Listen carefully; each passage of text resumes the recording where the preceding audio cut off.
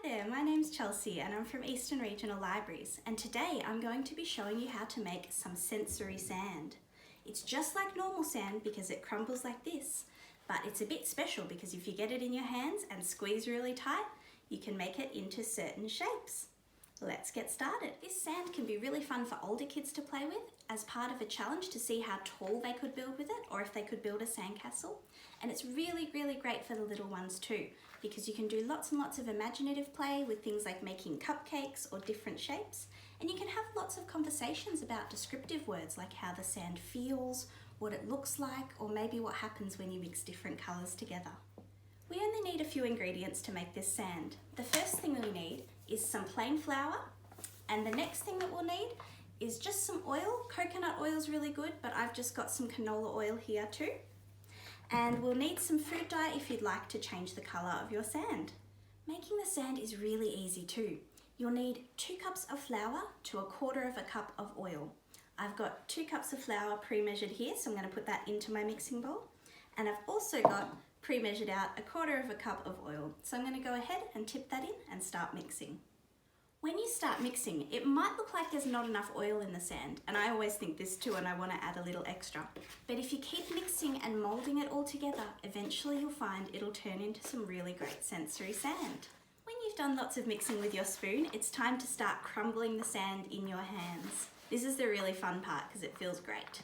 So keep crumbling it away, and eventually you'll find that you can mould your sand into all different sorts of shapes.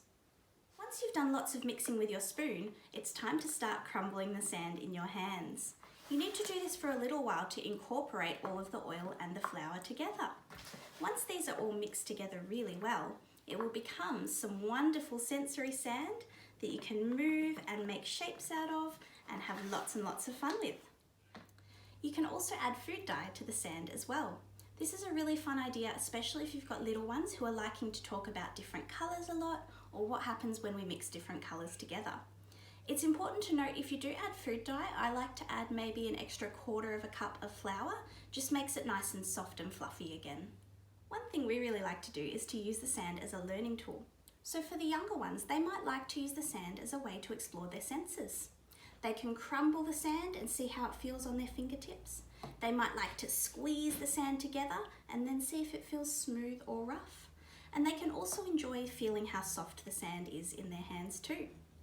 It's also a great way to encourage some imaginative play. So I've got my friends Finn and Buzz Lightyear here, and we can set up some imaginative play scenes where they might be at the snow or at the sand, and they can have lots of fun together. For our older kids, we can start to talk about concepts like density too.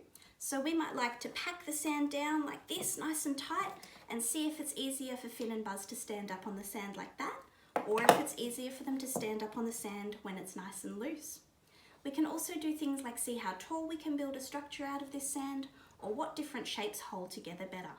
We hope you've had lots of fun making some sensory sand with us today, and don't forget to join us next time when we'll have lots more fun activities that you can do from home. See you then!